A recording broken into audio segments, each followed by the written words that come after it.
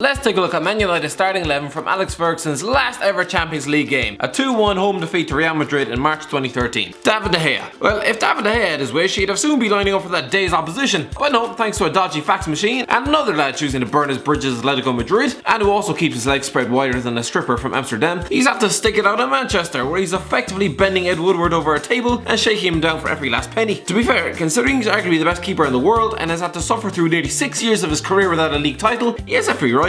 Raphael. Oh, Raphael. Remember a time when it looked like he and Fabio would create a Brazilian dynasty in either flank for Manchester United? The only legacy those lads have left is proving that just because you come from Brazil doesn't automatically mean you're good at football. So after spending 7 years of disproving that myth, whilst simultaneously causing most Manchester United fans a nosebleed whenever he tried his particular brand of defending, he was dumped in the club's own personal trash bin, Lyon Football Club. Nemanja Vidic. A club hero, little did Nemanja Vidic know at that time that within a year he'd have signed on the dotted line for Inter Milan, bringing an end to 8 years of service at Old Trafford. If someone had told you that in March 2013, you wouldn't have believed it, but hey, I guess that's what happens when you bring in some lad from Everton without a trophy to his name and a weird fixation on banning ketchup from the canteen. Rio Ferdinand. Again, like Vidic, he wasn't long for this football club either. To be fair, Rio Ferdinand was getting on a bit. He was 34 years old and his age had begun to show earlier on in the season, particularly when Gareth Bale made him look like a pensioner running for the bus. He could have brought the curtain down at the top, sort of, in 2014, but clearly he didn't want to stop just because Manchester United didn't need him anymore. He really should have. Uncle Harry signed him for QPR, and what a surprise! An expensive oldie with a big name and a lack of hunger couldn't hack it at Loftus Road, bowing out of the relegation. He can now be found on BT Sport, either championing Man United for 4th or bizarrely telling Newcastle fans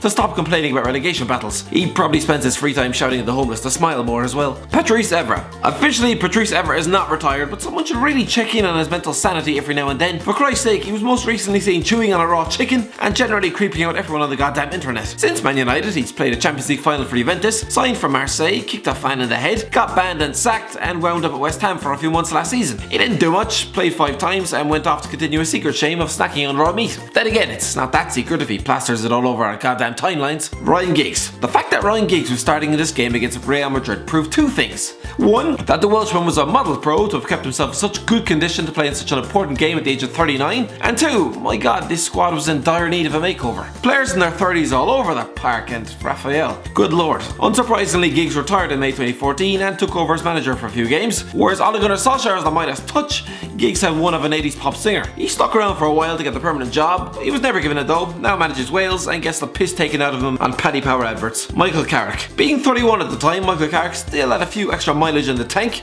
and he utilised it, playing until he was 36 years old when he hung up the boots at the end of last season, before effortlessly slipping into the coaching staff. Tom Cleverley. Tom Cleverley played a Champions League game against Real Madrid. No wonder they lost. It's like playing a game of chess with goddamn gummy bears. It doesn't work. Once hailed as England's future, nowadays he'd be lucky to get a start for someone like Ireland.